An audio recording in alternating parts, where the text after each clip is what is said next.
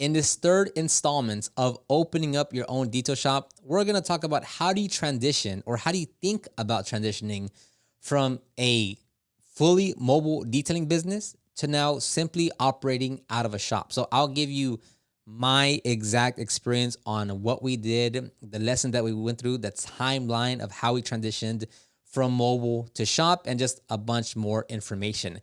And the entire time from when I was a solo mobile detailer to when we were both mobile detailing and shop based to now when we're just shop based, I've been using Jobber as our primary CRM tool to run our operations. So Jobber is what helps us manage our customer information. If you are mobile, you can manage the customer's home or business or apartment information. We send out quotes, get deposits paid on the quotes. We get the quotes signed by the customer. We send invoices for the customer to pay via text through Jobber. It automates the appointment reminders, and it does so much more. Like at the hub of what we do in our business, Jobber is central to everything. If you want to get a free 14-day trial plus a special discount, you can click the link down below and give it a try. So now going into part 3 of this mini series, let's talk about how do you transition from being a mobile detailer, or let's say working at your garage, to working out of a shop, because this is something that a lot of detailers, at least when I moved into a shop, they asked me a lot about that. Like, hey, like, how did you transition? Did you keep both of them? Did you lose a lot of customers? And I had the same thoughts as well of like, I wonder how it's going to play out. Where are the current customers that we have, are they going to bring their vehicle to us now? Or like, are a lot of them going to like leave us because, we're no longer mobile? Or just, I don't know how it's going to play out. So I want to start by saying that if, going back to episode 1 and 2 of these series, where if you are already struggling to get customers right now, if you do not have a reliable marketing system that's bringing you paying customers on a daily or weekly basis, it's only going to be worse when you get a shop. So if you're thinking like, oh yeah, like right now we're not getting that many customers mobile, but once we get a shop, people can come to us and they're going to find us online and we're going to get foot traffic, so we should be good. No, that's you hoping things work out. And that's not a strategy. You can't manipulate that. You just kind of let it go to the wind and let's see what happens. That's not the way to go about it. So when we moved into our shop, we were already getting 100 leads per month in our business. And it was more than that, but let's just say 100. So for us, when we were mobile detailing, we were getting 100 leads. When we moved to the shop, we were getting 100 leads. So that in itself makes a big difference in terms of how you're able to, or what kind of strategy you develop in order to transition yourself from mobile detailing to shop. So first, you have to make the decision of, are you going to continue to be mobile and shop based? Now, you can go a lot of ways about this. What if you're a solo detailer or it's you and a helper? For you to be both mobile and shop is just spreading yourself out very thin. And like when I told people that, well, when I made videos about us getting rid of our mobile van, literally dozens and dozens of people were like, what? Don't do that. Just go hire someone else and let them run the mobile unit. What? You're missing out on so many customers. Why would you get rid of the mobile van if they both make you money? The issue with that thought process is you spread yourself out very thin. And to have two fully optimized businesses going, and when I say business, I mean like a mobile unit and then the shop, because those two things are ran differently, right? Can you have a mobile unit while you also have a shop? Absolutely. But does it make sense for you to be the person going out mobile when you purchased, or when you're renting a shop, paying, call it $1,800 a month, and when you leave to go do a job, you're not only paying for the van and the insurance and the maintenance and yourself, but then you're also paying for the shop, the electricity, the Wi-Fi, the everything else. So you leave one place to go make money and you leave another place that you're paying for that's making no money, right? Now, again, if you have a team and you can continue to have a fully booked out mobile schedule while also having a booked out shop schedule, that makes a lot more sense. But again, if going back to the first point, if you already are struggling or you don't have a reliable marketing system that's bringing you in quality leads every single day, every single week, like clockwork, then you can't, like, it doesn't make sense to spread yourself out both ways, because like you're just not capitalizing on either one, right? Like, so that's be very, and this is something that you'll develop over time. Like, we didn't get rid of our van the first year we moved into the shop, because we were still figuring things out. Like, we were mobile and shop based for maybe 2 years. So it wasn't until like the third year that we're like, like the van hasn't been going out like at all anymore. Like, we just stay at the shop now because like the shop is getting booked out. So eventually it was like maybe like 4 months that the van hadn't gone to a job site, and we were like, should we still be paying for this van and the insurance and like maintaining everything? And we were like, yeah, I feel like we can get rid of it now. And we got rid of it. So it wasn't like a instantaneous, like, okay, like get rid of it now. So there was a transition period between we like for 2 years strong, we were still going mobile, and we had both operations running. Like, we had a booked out schedule on the shop, booked out schedule in the mobile field. Now, the issue with mobile, and this goes to any like home service business, right? Where, and this is something unique that we have as detailers, that we can get the customer to come to us, right? Because with a shop, you don't have to worry about traffic, about making sure there's gas in the van, making sure there's gas in the generator, carrying an extra tank of gas, that the tires are fueled up properly, that the maintenance is done, that the oil is you do the oil changes, that the windshield's working. You don't have to worry about getting into accidents or like or getting to destination or getting to the locations at a wrong time due to traffic or to weather or to anything else that's going on. So with a shop, you do run it differently because you don't have to worry about those things. Like, instead of like, even if you have a super good route density and you're driving 30 minutes in total for the day to service 5 vehicles, well, you now have no drive time. All those vehicles come to you. You have a much more efficient setup because like it's your shop and you can set it up however you want it. You have a restroom. You have a place to take a break. You can take a lunch break more comfortably, and you're just able to operate at a higher level. So because you're in control of your own environment. I already kind of lost my train of thought. But when we moved into the shop, it like we didn't have a strong game plan of like, these are the steps we're gonna take in order to transition from mobile detailing to shop detailing. At the time, it was like, we're gonna do both.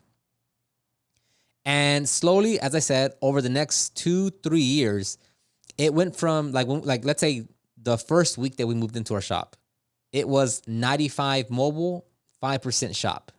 And then as time progressed, it went to 85 mobile, 15% shop. And then as time progressed, it went to 70% mobile, 30% shop. And then after a while, it went to 50% shop, 50% mobile. And then after a certain amount of time, it went to 60% shop, 40% mobile. And then after a bit more time, it was 20% mobile, 80% shop. So it was a gradual process to get us there.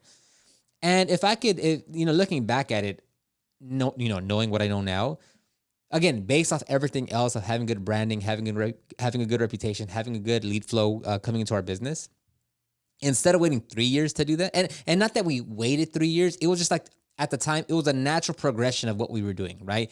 I didn't say, hey, in 3 years, we're going to get rid of the mobile unit. It was just like, hey, let's just see how it plays out. We'll kind of go about it as it comes along to us, and we'll make decisions on the fly. Now, looking back at it, though, like, we could have made the whole transition in 6 months, as far as like getting rid of the mobile unit, right? And as far as customers, we still had a large portion of our customers come to our shop and drop off their vehicle now, right?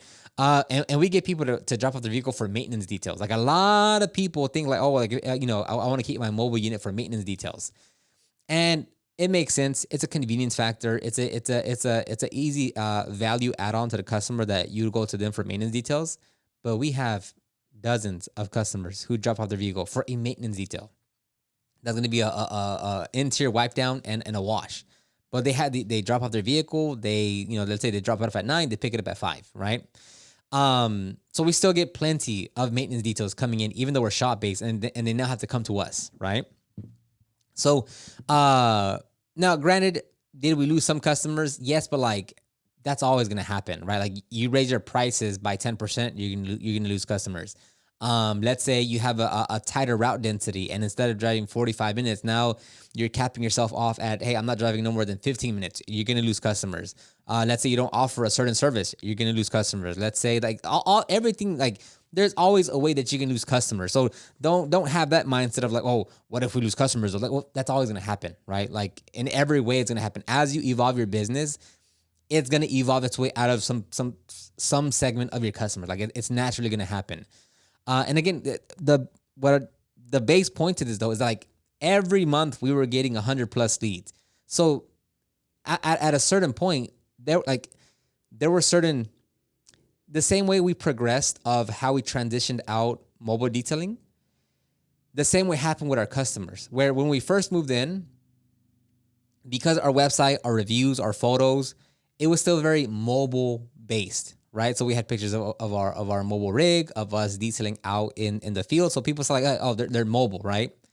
But as I did some edits to the website and changed the copy in terms of like how we're positioning our business over X amount of time, it also went from like, oh, this is a mobile based detailing business to where now it's like, oh, this is a shop based detailing and they don't offer mobile detailing. So at a certain point, in the beginning, it was like, we have a shop, but hey, you're mobile detailer, so still come out to me, right?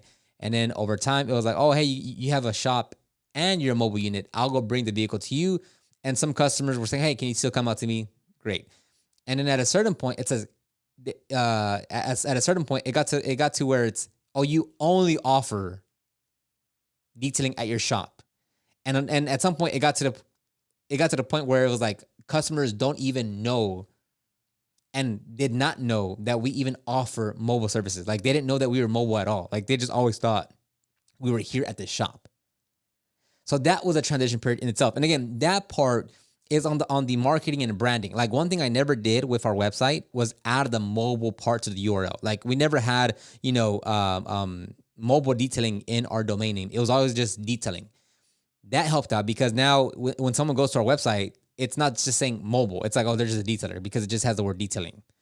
On our website, again, going back to like some of the keywords we were targeting were like mobile car detailing, mobile auto detailing, or throughout the content on all the pages, we reference mobile, or that we drive to you, or that we drive to, XYZ cities, or that we go to you, and that we don't have a minimum a mobile charge fee. Like we had a lot of verbiage and copy of mobile detailing on all the pages across our entire website. And little by little, I started to change that to say, we're mobile and we have a shop. And then I started adding more shop photos. I started to add our Google business profile on our page so people know, oh, like they also have a physical location. And then over time, I got rid of that mobile detailing keywords. I removed all the verbiage of being mobile or going out to you or anything that isn't shop related. So then now at this point, I'm pretty sure there's still content in there that I haven't changed that says something mobile. But for the most part, not for the most part, our website we have a shop, we operate at a shop, and we are detailers that just operate at a shop that don't have mobile detailing. By now at this point, we have 100 plus reviews that don't mention detailing, mobile detailing at all. It's all about at the shop. So now at this point, it's all just shop based. Like there's a lot of 95% of the customers that we get now have no clue that we were even mobile detailers to begin with, right? Until we like tell them the story about like, us and how we've evolved to this point. So that's that transition period of going from mobile to shop. Now, this is why branding and marketing is so important, because like if you're going strictly off of word of mouth, how do you control any of that, right? Like the reason why we get so many calls and clicks to our website and text messages and leads is because our Google business profile is heavily optimized, right? Not just our Google business profile, but our website is also very heavily optimized. So when people were searching for detailers in our area, our profile will show up because like it's heavily optimized. So that's why I mentioned in episode 2, I believe, to where the next day the second day we moved into the shop and we were like bringing stuff down, we had a walk-in come in and they're like, hey, I'd like to get a car detail. They're like, oh, snap. Okay, cool. And we booked them in for that very next day for like, I don't know, like $200 or something. It was a long time ago. And that happened like the very next day we had a walk-in. It wasn't because they saw our signage or it was foot traffic in the business park. It's because they searched for a detailer near me and they saw our profile that showed up. Like, oh, cool. Let me go to that location and talk to them. Like that's how that happened. And if you're basing your business off of word of mouth and referrals and no systematized marketing of Facebook ads or Meta ads or Google ads or SEO or organic marketing, well, then how do you do any of this, right? Like every person that's gonna call you, they're gonna be like, oh, so you're mobile, right? Because Jimmy told me you're mobile, and you're like, oh, well, now we're shop based. Like, oh, I was looking for a mobile detailer. Actually, no, thank you, right? So this is why like having a reliable marketing system is something that you absolutely need to have in order for this to work. Like I will never would recommend anyone get a shop if you don't have a consistent amount of leads and customers coming in on a daily basis right now. Because the luxury that you do have with the mobile unit is like you might pay for the insurance and if you have a note on it. Aside from that, you don't have any other expenses. Yes, you have your phone, your general insurance, maybe a software or two that you pay for, but that's it.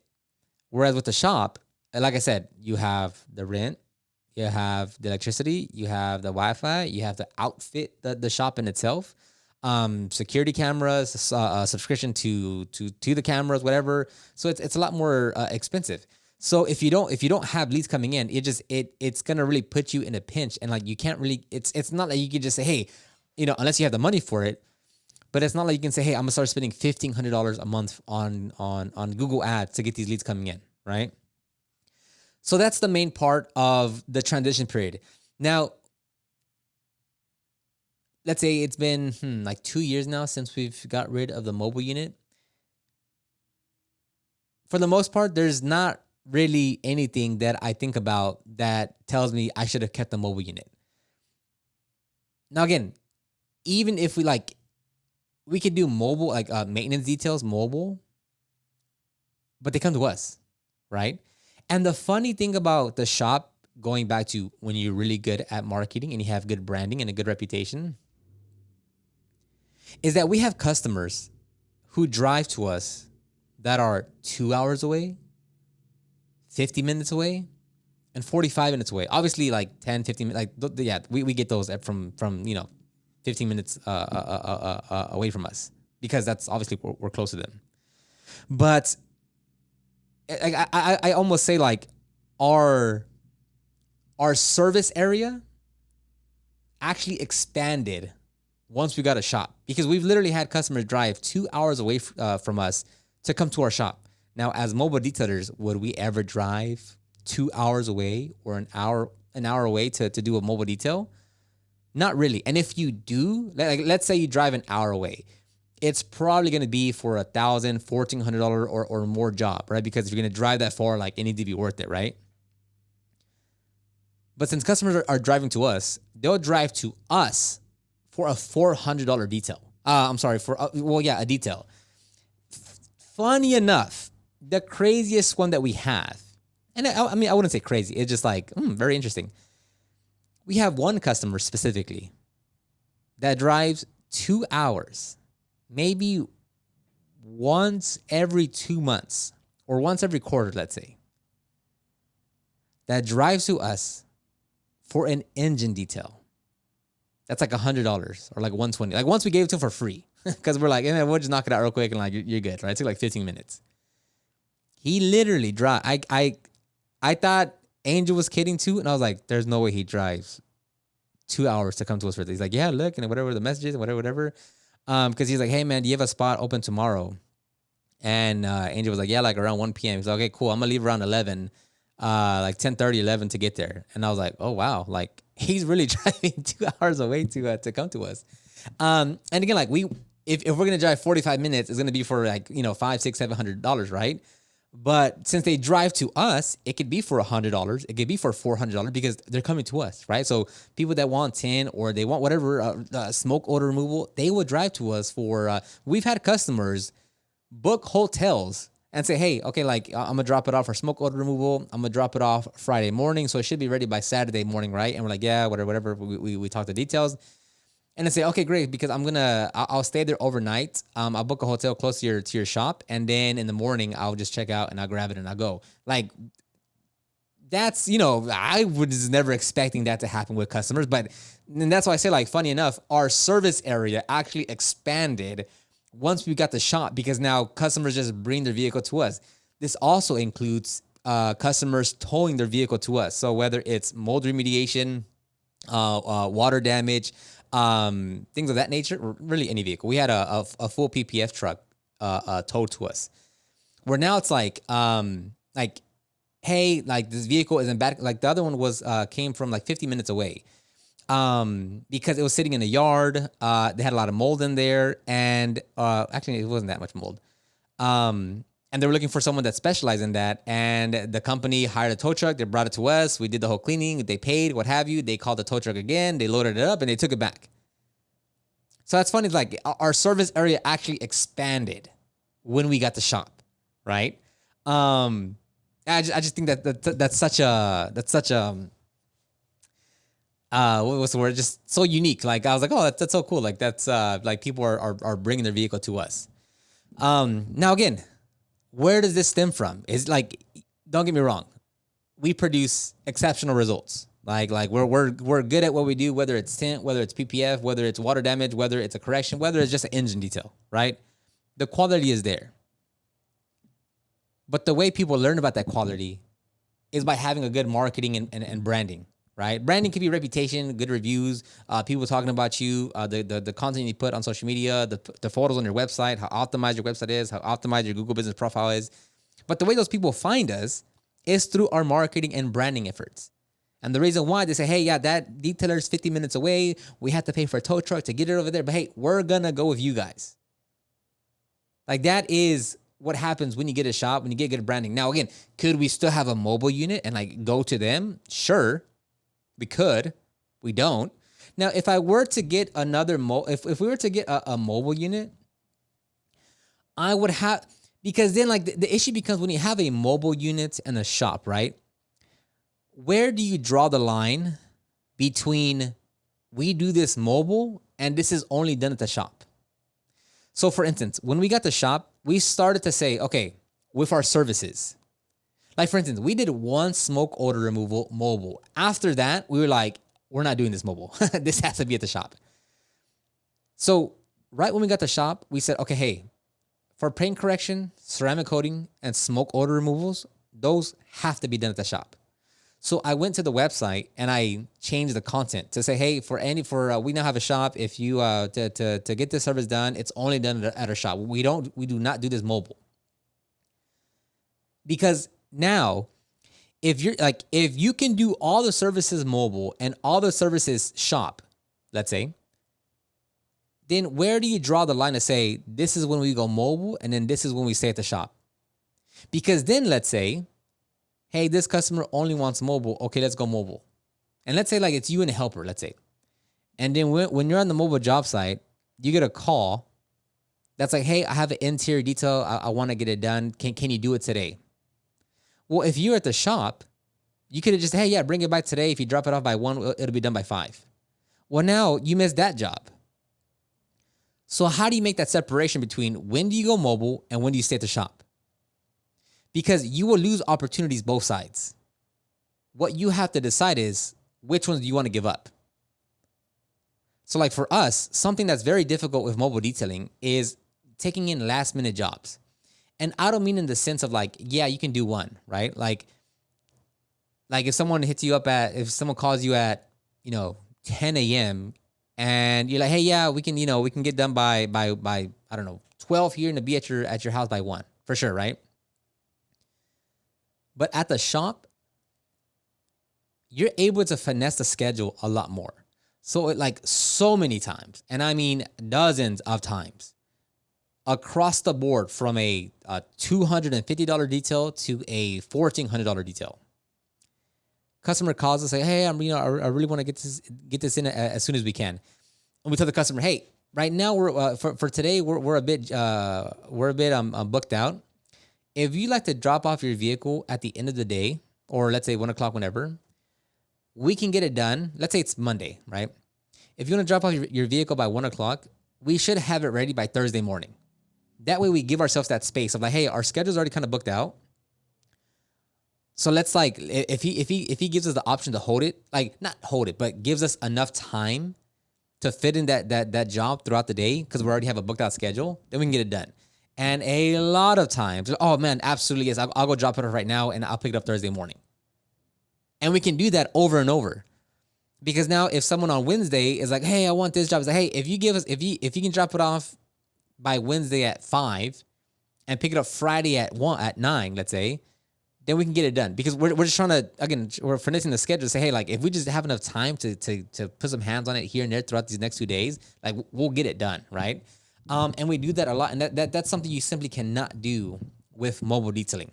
So and this is all goes back to the, this is what we learned over those 2-3 years. Like there wasn't much content out there like on the YouTubes of like detailers explaining how to transition from mobile to shop, right? Like it's not, like there's not that much content out there like that. So a lot of what we did was just like on the fly. It was like, hey, just let it play out and see what happens. And like that's just simply what you're gonna have to do, right? Now, like again, it really helps to like if I can do this all over, yeah, in 6 months we could have done all this, right? Change the content, the marketing, the copy, the positioning, like have all these things set in place to where like we could have gone straight to shop a lot sooner. But again, that's kind of like the whole point of learning the business as it goes and just kind of seeing and just being able to adjust on the fly. Because if you want to move from mobile to shop and like, even what I know now, but like even then, things are going to change as they play along, right? You might think you're going to run your mobile unit in tandem with the shop. You start to do it and you're like, wow, I'm starting to realize that when we send the mobile unit out, there's a lot more things I have to overlook and make sure it's done right versus if we just stay at the shop. Because you can prep the van and plan everything, whatever. You send a mobile team out, they puncture a tire. Generator doesn't work. They're stuck in traffic. Get in an accident. Turns out the vehicle that you quoted for 400 is not going to take 3 hours. It's going to take 7 hours. And then you send someone else out there to help them so they can get done, or maybe the light goes down, the sun goes down too early, so it's gonna go darkness, or maybe the rain's gonna happen at 4 p.m. and then they have to be done sooner than that. So you send someone from the shop, and now if you have work at the shop, now the shop is backed up because you're like, oh well, like we have a lot of work here, but they're not gonna get done in time, so go help them. But then we're backed up over here. So where do you draw that line between we're doing mobile and we're doing shop? In theory, and this first of all, right? Let's get something straight. People that talk about you should run both and they can both make you money don't have a shop, okay? Let alone a team. And when someone says, oh, just hire someone to run the mobile unit, I don't think you guys understand how much it takes to actually hire someone. And I don't mean you just hire someone. I mean, you have a proper business that has proper onboarding, that has proper training, that sets up that employee for success to actually hire someone and make them successful in your organization. So when someone says, oh, just go hire someone, it's not that easy. Hiring someone and like an A+ player where they're getting, remember, if you're sending someone mobile, you have to trust them with the mobile unit, that they're going to do a good job. They're going to know how to talk to the customer and do the pre-check or the pre-inspection of like, hey, let's walk over the vehicle. Let's confirm what you're getting. Here's the price. Here's what we're going to do. Here's the timeline. Then they have to do the work. And then they have to call the customer out, walk them through the detail, confirm everything is good, accept payment, tidy everything up, organize the van, and go to the next location.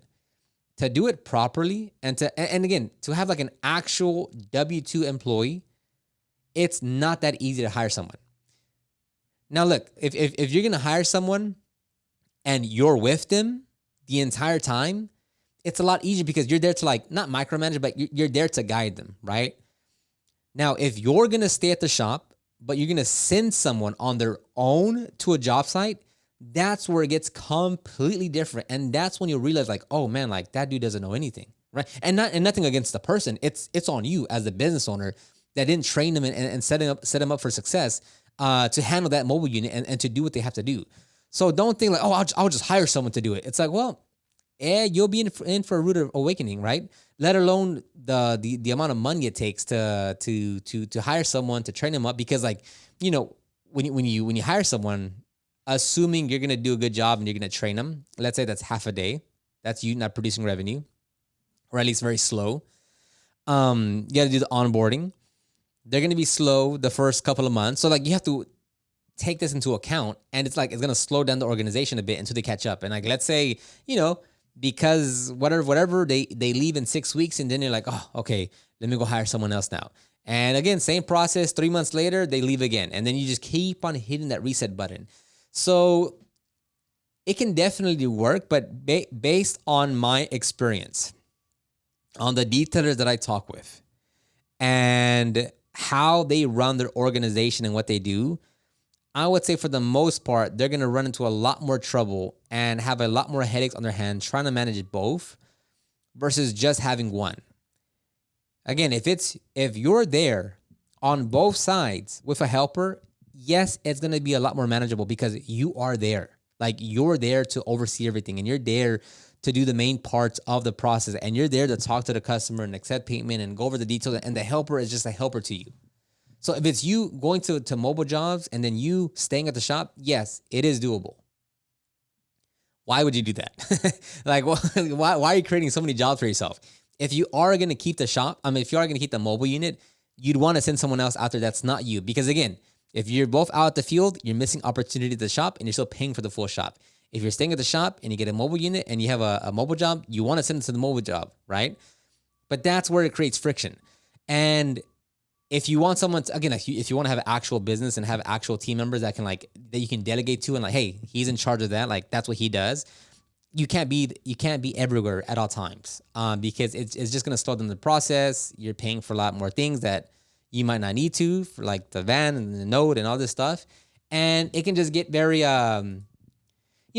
it'll feel like you're doing a lot and that your business is growing because there's a lot of activity, because it's the mobile unit and people want to get booked on the mobile schedule. We got to make sure it's prepped and do all these things. And we have customers coming to the shop and man, we're so busy and things are going so good. But that could also be a distraction, because let's say you got rid of the mobile unit. Now you're 100% focused on just the shop. And now what you thought was a fully booked out schedule for the mobile unit and for the shop, and you have all the resources at the shop only. You're like, oh, wow. Like, we were doing 3 cars and I felt kind of busy. We can actually do around 7 cars. Making up numbers. We can actually do 7 cars, and like that's actually being busy because you're not spreading yourself out thin. So hopefully that gave you some insights into transitioning from mobile to shop. Again, you're gonna learn, like you will be on your own path when you do this. I can break down everything that I know, but what happens in your business based on what you do and your goals and your customers and your area, you'll still create your own path. So I'll end it right there. I'll talk to you on the next one.